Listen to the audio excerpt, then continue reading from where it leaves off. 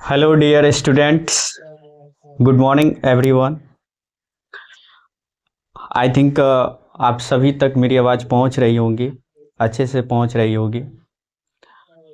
Dear students, आज ये first class में हम लोग बात करेंगे सबसे पहले कि हमारे बिहार बोर्ड का जो 12th का एग्ज़ाम है उसमें इंग्लिश लिटरेचर को लेकर के क्या सिलेबस है, कहाँ से प्रश्न आते हैं।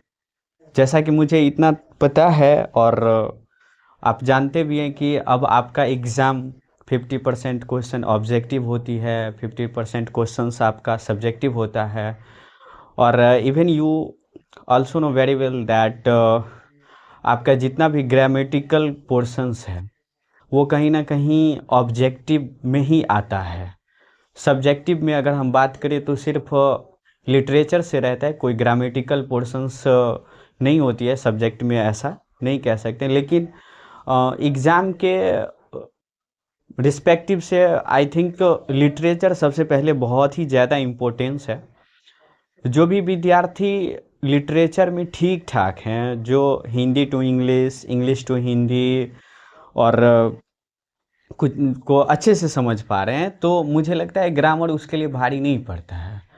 क्योंकि मैं ये देख पा रहा हूँ कि जो आप ग्रामर में बहुत सारे ऐसे चैप्टर्स हैं जहाँ पे आप क्वेश्चंस को बिना हिंदी समझे बिल्कुल नहीं सॉल्व कर सकते हैं। फीलिंग्स का क्वेश्चंस होता है जहाँ आप को समझना ज़रूरी होता है कि स्पीकर का क्या डिजायर्स है, क्या थॉट है, और उस थॉट के हिसाब से प्रश्न को हल करना पड़ता है। वो सारी बातें हम करेंगे। सबसे पहले तो आपको इस बात से परिचय करवा दें कि आखिर हमारे बिहार बोर्ड 12th के इंग्लिश लिटरेचर्स का क्या ग्रामेटिकल सिलेबस है और क्या लिटरेचर सिलेबस है। तो जैसे कि अगर हम अपने 12th इंग्लिश के सिलेबस को, 12th इंग्लिश सिलेबस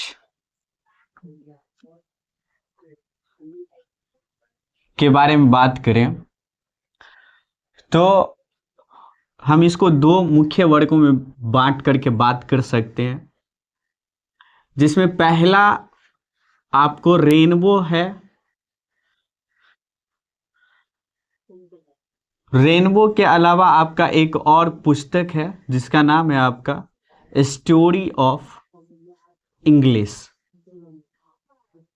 ये दो लिटरेचर बुक है आपके 12th एग्जाम का, बिहार बोर्ड के लिए। इसका दूसरा पोर्शन वो आपका ग्रामर है।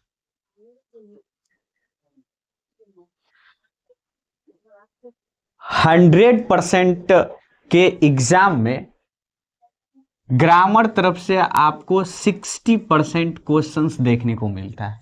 मात्र only 40% questions you can show from the literature parts. तो आप यहीं से अंदाजा लगा सकते हैं कि एग्जाम के दृष्टिकोण से कौन चीज ज्यादा इंपॉर्टेंट है। सब्जेक्टिव क्वेश्चंस में एक्चुअली होता क्या है कि आप प्रश्न का उत्तर कुछ देते हैं और अगर कोई प्रश्न 5 अंकों का है तो आपको उसमें कुछ न कुछ अंक प्राप्त हो जाते हैं, जैसे कि बिहार बोर्ड में चलता है, आप जानते हैं। लेकिन ऑब्जेक्टिव क्वेश्चंस का मामला तो ऐसा है कि आपको पता है तो आप 100% मार्क गेन करेंगे। If you don't know then you will get 0% mark. तो ज़्यादा इम्पोर्टेंस ग्रामर है, लेकिन ग्रामर को भी समझने के लिए इम्पोर्टेंस ये है कि आप लिटरेचर को कितना समझ पा रहे हैं। मैं ग्रामर के सिलेबस के बारे में बात करूंगा। इससे पहले मैं इन दो स्टोरी, ये जो हमारा लिटरेचर का बुक है 12th इंग्लिश सिलेबस का, उसके बारे में बात करते हैं। क्वेश्चंस जो ऑब्जेक्टिव और सब्जेक्टिव में बटा हुआ है, उसमें ऑब्जेक्टिव में ये क्वेश्चन आपको ऑब्जेक्टिव में रेनबो और स्टोरी ऑफ इंग्लिश से ऑब्जेक्टिव में क्वेश्चन नंबर 61 टू 100 तक का जो क्वेश्चंस होता है वो आपको रेनबो और स्टोरी ऑफ इंग्लिश से होता है। ऑब्जेक्टिव में टोटल प्रश्न की संख्या 40 हुआ, जिसमें से आप जितना बना सकते हैं बनाइए एज यू विश। अगर आप 40 का 40 क्वेश्चन इधर से बनाते हैं तो आपको ग्रामर से मात्र 10 क्वेश्चंस बनाने हैं। आप जितना अधिक से अधिक प्रश्न इधर से बना लेंगे उतना कम प्रश्न आपको ग्रामर में देखने को मिलेगा, जरूरत कम पड़ेगी उसको सॉल्व करने का। और आई थिंक ग्रामर से थोड़ा सा सहूलियत होगा, इजी होगा कि आप रेनबो या स्टोरी ऑफ इंग्लिश को पढ़ते हैं, ऑब्जेक्टिव को याद करते हैं, समझते हैं, तो वो बनाना ज़्यादा सहूलियत होगी। इसके अलावा रेनबो या स्टोरी ऑफ इंग्लिश से जो सब्जेक्टिव क्वेश्चन का मामला है, तो ये आपको सब्जेक्टिव क्वेश्चन में यहाँ से क्वेश्चन नंबर 2 और 3 में आता है आपको प्रश्न कि आपको एक्सप्लेन करना है इसके बारे में। कुछ लाइंस दिए रहेंगे कोई चैप्टर का, तो वो 2 और 3 नंबर में एक्सप्लेन करना रहता है उसको, आप उसको एक्सप्लेन करते हैं। क्वेश्चन नंबर 5 में आपको क्वेश्चन आंसर देखने को मिलता है, ये आपको यहीं से होता है। तो ये टोटल रेनबो और स्टोरी ऑफ इंग्लिश का हुआ सिलेबस कि आपको यहाँ से क्वेश्चंस को बनाना होता है। 40 ऑब्जेक्टिव्स, एक्सप्लेन और क्वेश्चंस आंसर। तो एक्सप्लेन जो है टोटल 8 मार्क का होता है, 2 नंबर में भी 4 नंबर का और 3 नंबर में भी 4 नंबर। 2 और 3 दोनों में आपको एक्सप्लेन ही करना होता है। और क्वेश्चन नंबर 5 में क्वेश्चंस आंसर बनाने रहते हैं, जो कि आपको 10 नंबर का होता है। और इसका एक और प्रश्न आता है सब्जेक्टिव में, वो आपको क्वेश्चन नंबर 6 में 6 का ऑप्शन, 6 में टोटल 6 ऑप्शंस होते हैं, तो ऑप्शन नंबर सी जो होता है वो इसी रेनबो या स्टोरी ऑफ इंग्लिश से ही होता है। ये टोटल हो गया आपको जो यहाँ से क्वेश्चंस आते हैं रेनबो में। मैं एक बार बात को फिर से रिपीट कर दूं कि 12th इंग्लिश का जो सिलेबस है वो आपको मुख्यतः 2 भागों में बटा हुआ है। जो प्रश्न यहाँ से आते हैं, प्रश्न आपको रेनबो या स्टोरी ऑफ इंग्लिश जो आपके सिलेबस का 2 बुक है, इस दोनों बुक से जो प्रश्न आते हैं वो ऑब्जेक्टिव के रूप में 61 से लेकर के 100 तक आते हैं। सब्जेक्टिव में क्वेश्चन नंबर 2 और 3 में एक्सप्लेन करना रहता है। ये रेनबो के चैप्टर से कोई लाइन उठाया गया रहता है किसी भी चैप्टर से, और उस लाइन के बारे में व्याख्या करना रहता है कि उस लाइन में पोएट हो, चाहे कोई राइटर हो, स्टोरी राइटर हो, एसेस्ट हो, कुछ कोई भी है, जो उस लाइन का भाव क्या है उसको लिखना रहता है। जैसा कि आप हिंदी के एग्जाम में इस बात को अच्छे से समझ पाते हैं, जहाँ पे लिखा रहता है कि वाक्य का भाव स्पष्ट करें। कोई कविता के माध्यम से दे दिया रहता है, कोई कविता का लाइन दे दिया गया रहता है, या किसी भी प्रकार के कहानी का लाइन दे दिया गया रहता है, तो वहाँ पे उस कवि का या उस कहानीकार का उस लाइन में क्या भाव है, क्या पाठकों को कहना चाहते हैं, उस बात को अपने शब्दों में व्याख्या करना रहता है। तो यहाँ पे सेम क्वेश्चन इंग्लिश में भी एक्सप्लेन करने के लिए आते हैं, जो कि आपको 8 नंबर का आता है, और ये आपको बनाना बिल्कुल कंपलसरी होता है। अगला आपका क्वेश्चन नंबर 5 में क्वेश्चन आंसर होता है जो कि 10 मार्क का होता है, और क्वेश्चन नंबर 6 में ऑप्शन नंबर सी होता है जो स्टोरी ऑफ इंग्लिश से रहता है क्वेश्चन, वो भी आपको बनाना रहता है जो कि आपको टोटल 5 अंक का होता है।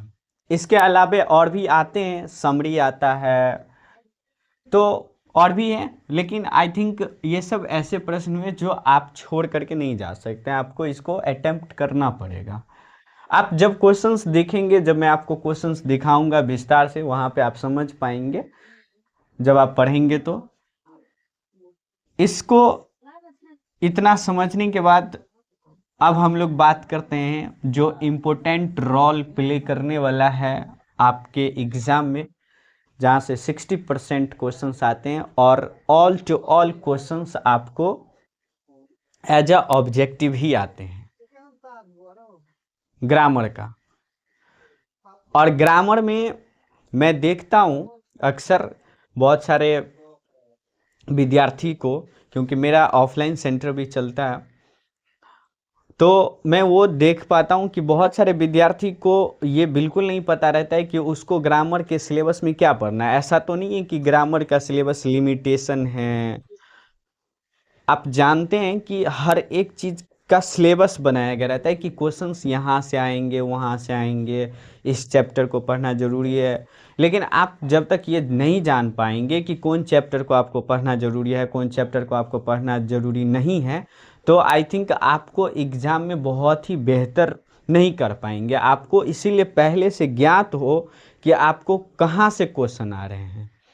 तो मैं आपको अभी बताता हूँ कि क्वेश्चन किस किस चैप्टर से ग्रामर में आते हैं। ग्रामर में चैप्टर्स की बहुत ज़्यादा संख्या है, बहुत ही ज़्यादा चैप्टर्स हैं ग्रामर में, तो सभी चैप्टर्स नहीं आते हैं। हाँ, इसमें डे बाय डे आपको चेंजेज होते जा रहा है।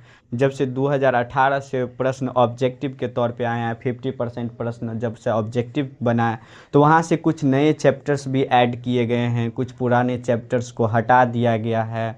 जो नए चैप्टर्स क्या हैं, उससे कौन चैप्टर से कितना प्रश्न आता है, तो अभी तो मैं आपको बता रहा हूँ चैप्टर्स का नाम, लेकिन आपके प्रूफ के लिए मैं कभी किसी वीडियो के माध्यम से आपको क्वेश्चंस जो एक्चुअल में एग्ज़ाम में आया है बिहार बोर्ड का, किसी भी वर्ष का हो सकता है, तो इसी वर्ष 2026 में आए हुए एग्ज़ाम के प्रश्न को लिख करके दिखा दूंगा कि कौन कौन चैप्टर से प्रश्न है जो आप अच्छे से समझ पाएँ। फिलहाल आप, मैं जो भी चैप्टर्स का नाम लिख रहा हूँ उसके माध्यम से आप प्रश्न को समझें, कि बात को समझें कि आपके सिलेबस में ग्रामर का क्या योगदान है और कौन कौन से चैप्टर आपको पढ़ने ज़रूरी है।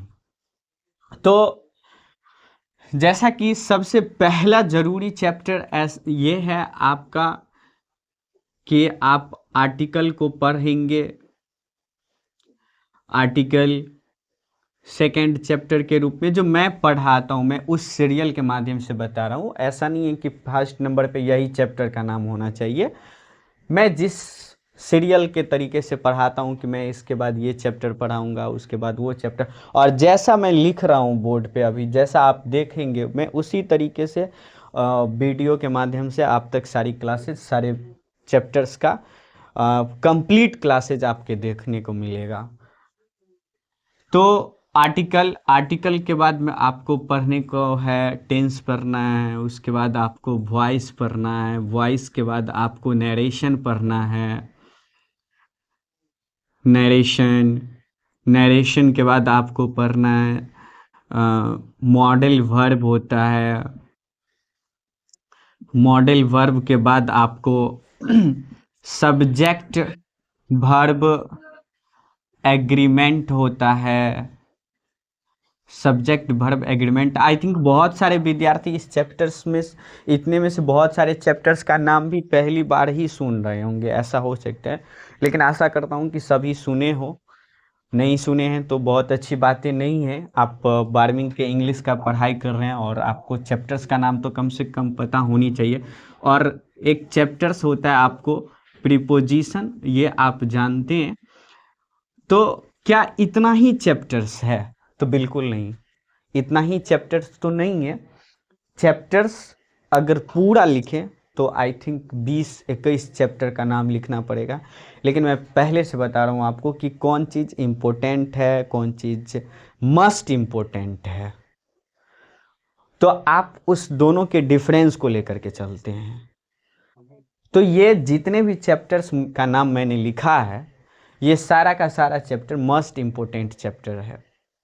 और इस चैप्टर को पढ़ने के बाद जो आपके अंदर एक्सपीरियंस डेवलप होगा, जो आपको मैटर एनालिसिस होगा, चीज़ें जो समझ में आएगी, इसके बेसिस पे आप अन्य बहुत सारे प्रश्न को भी सोल्व कर सकते हैं। इसके अलावे भी बहुत सारे चैप्टर्स से प्रश्न आते हैं। मैं एक बार चैप्टर्स का नाम तो ज़रूर आपको बता दूंगा कि इसके अलावे कौन से चैप्टर्स आ रहे हैं। अगर आप ये बात सोच रहे होंगे कि मैं कोई भी ग्रामर के पार्ट्स ऑफ स्पीच का नाम नहीं ले रहा हूँ ज़्यादातर, क्यों नॉन प्रोनाउन एडजेक्टिव ये सब का नाम नहीं ले रहा हूँ, ऐसा नहीं है कि वहाँ से प्रश्न नहीं आते हैं, प्रश्न वहाँ से भी आते हैं, लेकिन बहुत ही माइनरी प्रश्न आते हैं। मैं वही बात बता रहा हूँ कि that's not must important, that's important and you will have to understand that all the chapters related to 11th class, but you have left the 11th class, you do not value the 11th। आप value नहीं करेंगे समय का तो समय तो गुजर जाएगा, और जिस वक्त जिस चीज़ को पढ़ना आवश्यक है उस वक्त पढ़ाया तो वही जाएगा। तो ये ज़रूरी है, ये मस्ट इम्पोर्टेंट चैप्टर्स हैं। इसके अलावा जो आपको चैप्टर्स आते हैं वो, जैसे कि मैं आपको यहाँ लिख करके बताता हूँ, इसके अलावा जो आने वाले चैप्टर्स सबका नाम है, जो आपको कॉमन सेंस से बनने वाले प्रश्न होते हैं, आपके ऑब्जर्वेशन, आपके एक्सपीरियंस के दम पे। 8वां चैप्टर्स के रूप में आपको वन वर्ड सब्स्टिट्यूशंस आते हैं, वन वर्ड सब्स्टिट्यूशंस। इसके अलावा आपको आते हैं आइडम्स एंड फ्रेज आते हैं, आइडम्स एंड फ्रेज आते हैं।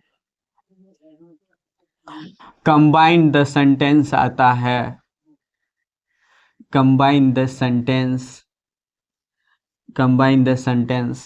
इसके अलावा आपको करेक्ट, आई थिंक इसको ऐसे भी आप लिख सकते हैं, स्पेलिंग टेस्ट, स्पेलिंग टेस्ट।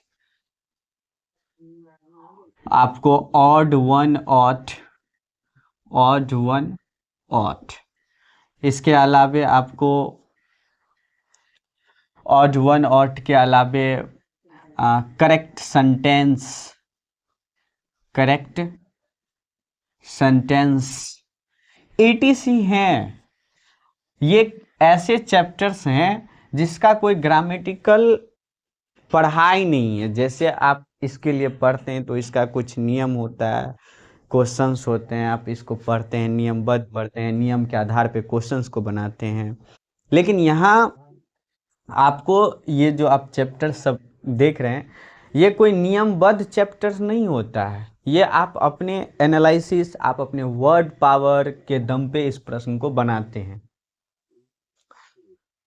तो संख्या इसकी भी अधिक होती है, साइनोनिम्स आता है, एंटोनिम्स आता है।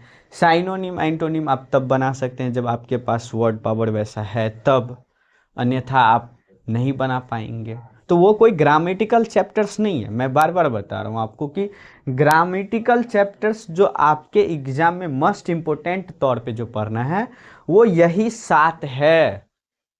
आप इस 7 चैप्टर को ईमानदारी से पढ़ेंगे और 100% इसका कवर अप करेंगे तो मैं पूरी उम्मीद के साथ बता सकता हूँ कि आप इसमें से भी बहुत सारे प्रश्न बना लेंगे। और अगर आप निरंतर मेरे क्लास को देखते हैं, हर एक वीडियो को देखते हैं, हर एक क्लास को कंटिन्यू देखते हैं, तो अभी से लेकर के आपके एग्ज़ाम तक मैं जो भी चैप्टर्स पढ़ाऊँगा, चैप्टर्स का क्वेश्चन एनालिसिस कराऊंगा। पहले चैप्टर्स के सारे प्रश्न को, सारे नियम कानून को पढ़ेंगे, चैप्टर के थ्योरी को पढ़ेंगे, फिर उसके बाद प्रीवियस ईयर यानी अगर मैं आर्टिकल पढ़ा रहा हूँ और आर्टिकल पढ़ा दिया, तो आर्टिकल का जो आया हुआ प्रश्न है, जब से 2012 से या 2013 से या 2015 से, जब से आर्टिकल का क्वेश्चन बिहार बोर्ड के एग्जाम में आ रहा है, तब से लेकर के अभी तक के हर एक वर्ष का क्वेश्चन हम आपको करा करके दिखाएंगे कि जो मैं आपको पढ़ा रहा हूं उसके बेसिस पे आपके एग्जाम में आए हुए प्रश्न बन रहे हैं या नहीं बन रहे हैं। अगर बन रहे हैं तो मैं आपको सही पढ़ा रहा हूं।